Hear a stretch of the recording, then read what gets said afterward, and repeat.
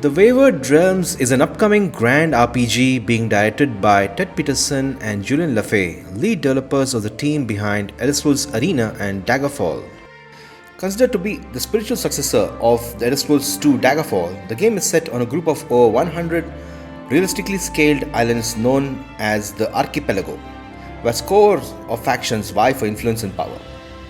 The aim of Wayward Realms is to reinvigorate the role-playing game genre with deep, complex game systems similar to the classic pen and paper RPGs and early CRPGs from the 1990s.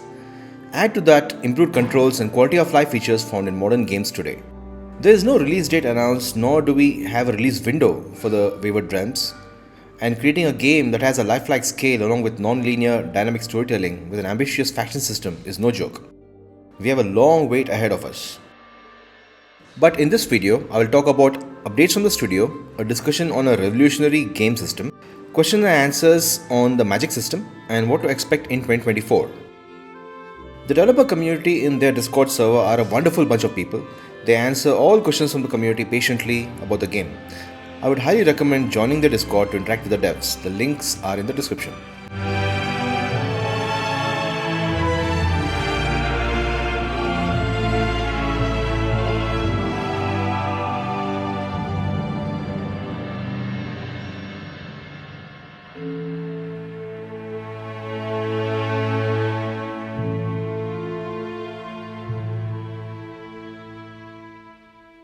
Peterson and Julian LeFay have formed an independent game development studio called Once Lost Games to create the Wayward Realms.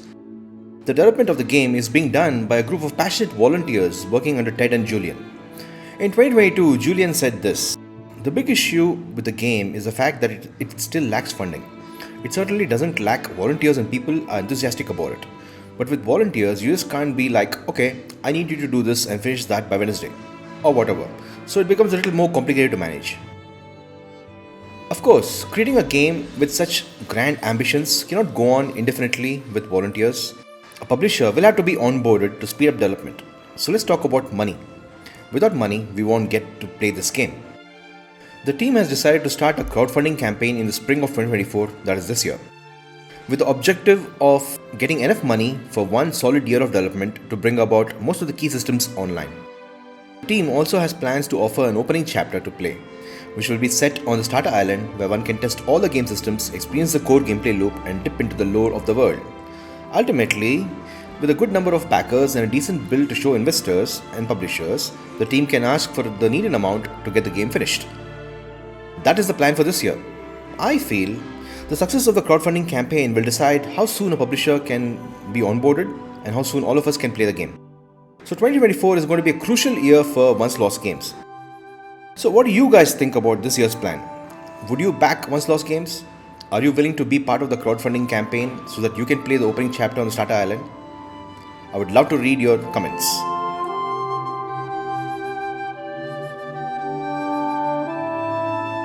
The game will be systems heavy, utilizing an advanced form of procedural generation to create much of its world, and an AI resembling a game master which will generate scenarios, events, and quests for players based on their actions. This system is called the Virtual Game Master. It would tailor the quests and gameplay to the player character, basically like what a real-life dungeon master would do in tabletop RPGs. The Virtual Game Master will be in charge of creating the details and challenges of a given adventure or a quest while maintaining a realistic continuity of events. In effect, it will control all aspects of the game except for the actions of the player. Quests will be procedurally generated and will be based on what kind of character a player creates and the choices made in-game. We have seen many games that have quest lines which don't fit your character choices or morals. Having a system that really identifies your choices based on the character and sends interesting quests your way can add to the immersion of the game. What the Virtual Game Master won't do is, for example, to give you a thieving quest when you are a monk pacifist character or a barbarian warrior. It would register that you are doing a lot of combat, so it would send assassination or heavy combat quests and encounters your way. In another case, it registers that you were avoiding combat, so it would send more diplomatic situations your way. The devs say that the number of quests that the Virtual Game Master will give you will be capped to a limit. They don't want players building up a huge backlog of quests that players never get to. The Virtual Game Master also tracks the NPCs you interacted with multiple times, which leads to their inclusion in quests or in random encounters. I feel this concept of the virtual game master is incredibly revolutionary. I have never seen such a system in games, and if they manage to pull it off, my mind would be blown. Having said that, the success of this unique system will depend on its implementation. Can procedural quests be engaging and interesting? We all want grand quest design with branching storylines, multiple choices for the player to make. Can the virtual game master implement complex narratives and quest lines that don't just boil down to simple fetch and kill quests? Even if the virtual game master gives you a fetch quest, can it keep track of items that I use often and reward us with those items? How will the virtual game master know if the player is enjoying what is being thrown at them or if they want something different? There are tons of questions here, and we hope to get answers from the devs once they create the first prototype of the virtual game master and show us how it works. I also hoped that the build with the playable opening chapter, which may come out once the crowdfunding is done, will have a rudimentary virtual game master system included in it. This can be useful as the community can test and share feedback. That way, the devs can keep improving the system as they work towards the full release. But I learned that the virtual game master won't come online until much later in development because it needs all other systems up and running to properly function. Finally, any potential investor will want to see if the virtual game master works well enough. It would be a high risk aspect of the investment, and the studio may have to show something soon. The virtual game master is the hardest problem to solve for Once Lost Games. I just hope the team delivers. The community is with you, and we are willing to help out in any way possible.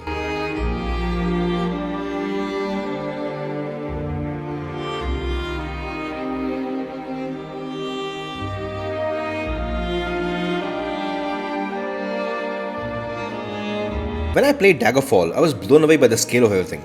You could really feel the distance when walking between one end of a small town like Gothway Garden to the other end. The size of Daggerfall city was insane. I really did feel like I was in a city. And walking between towns took hours. The Wayward Realms game world is a very similar size to Daggerfall. Cities are few and far between and pretty realistically scaled. The world is big enough to handle thousands of regional capitals, and a capital city of splendor is close to the size of medieval London. The playable area is going to have more than 100,000 square kilometers like Daggerfall. However, the developers also understand that such a large playable area will also have some disadvantages. The devs have planned a few things to help minimize those negatives for players who like smaller game worlds. For example, if you choose to explore the wilderness, you'll come across points of interest, materials to harvest, wildlife to hunt, forgotten treasure or magic. All sorts of encounters are chosen by the virtual game master to keep you interested. Of course, you can also just take in all the sights of the landscape and wilderness, which is what some players enjoy. I believe Once Lost Games can take some lessons from Starfield here. That game had a large universe to explore, but the team at Bethesda did not dedicate anywhere near as much time and resources to make it interesting for players. Regarding quests, I learned that players will absolutely have to rely on fast travel unless they want to travel for weeks at a time. However, the world will be more interesting than Daggerfall, where players can come across things like bandit camps, buried treasure, forgotten ruins, ingredients to collect, monsters to hunt, etc. So exploring the world is more worth it, but quests will still require a lot of travel over vast distances. I am more of an explorer than a player who likes doing quests all the time. When I play Skyrim for 1 hour as an example, I spend 45 minutes walking around, collecting stuff, observing the world and the AI interactions, enjoying the music, getting entertained during those quiet or crazy moments. I would then allocate 15 minutes to do quests. My concern with Wayward Realms is that random encounters and points of interest are generated procedurally for people like me who like to walk all the time. Without these being handcrafted, I'm not sure how engaging these encounters and points of interest would be. That is my concern. I would love to read your comments on exploration in the Wayward Realms.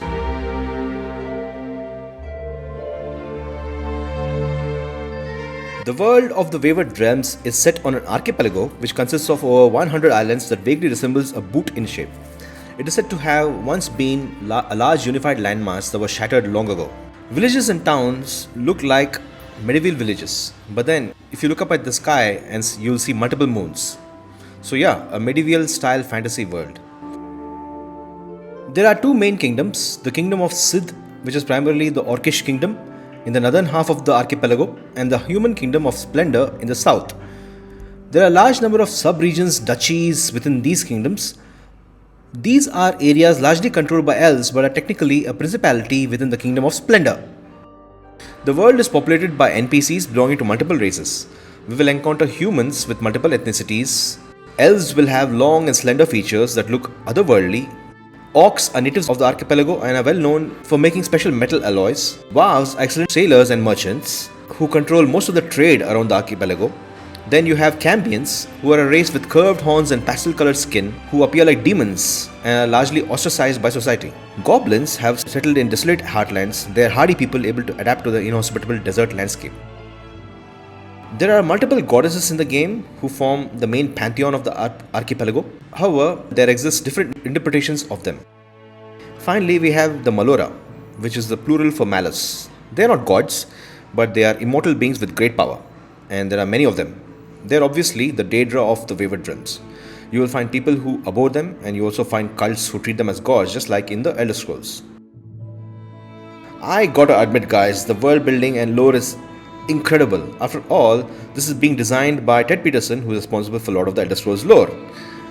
I would love to go in detail regarding the lore, and I have so many questions to the writing team. I hope I can do another video on this. But for now, I hope this introduction has given you an idea of the setting of the Wayward Realms.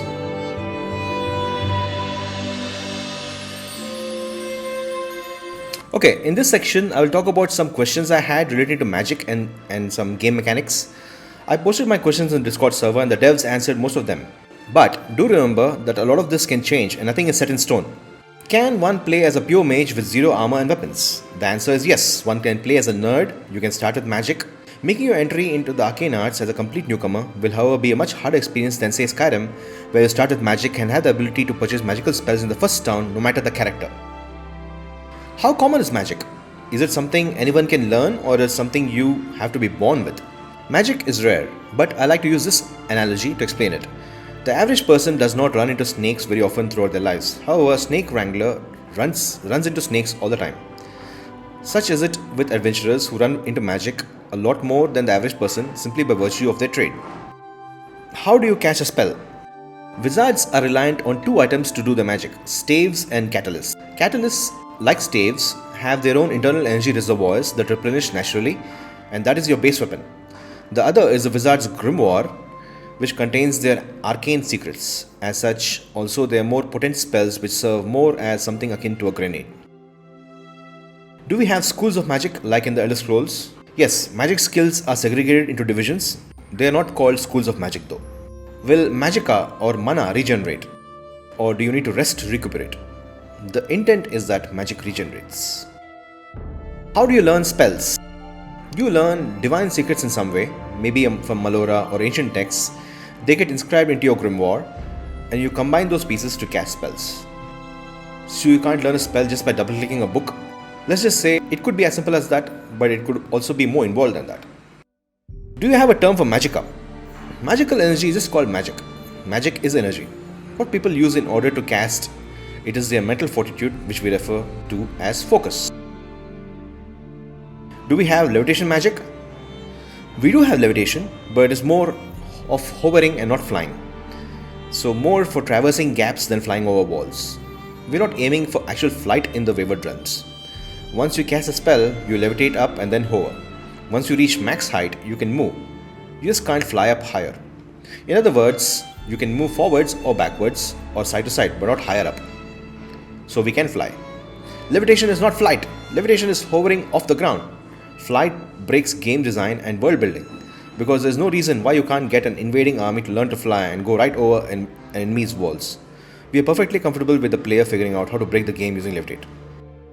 So break the game, you say? So one can climb walls using the climbing skill and then levitate. If players combine climbing to gain elevation with the ability to levitate horizontally, now climbing has a vertical movement. You reward player choice by giving them a good synergy between two of the skills.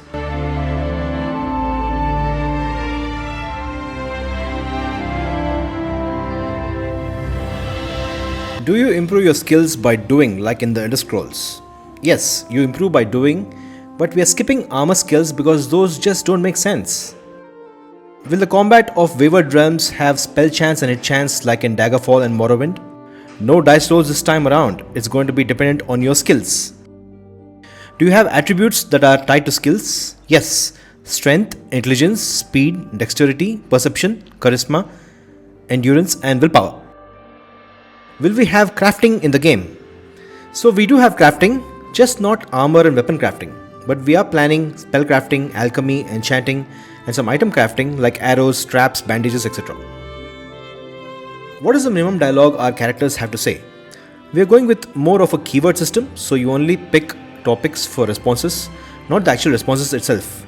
You can ask NPCs about specific topics depending on the NPC. They may have detailed responses to a topic, or a general understanding of it, or nothing to comment on the specific topic. The reputation also will determine if certain keywords will be accessible.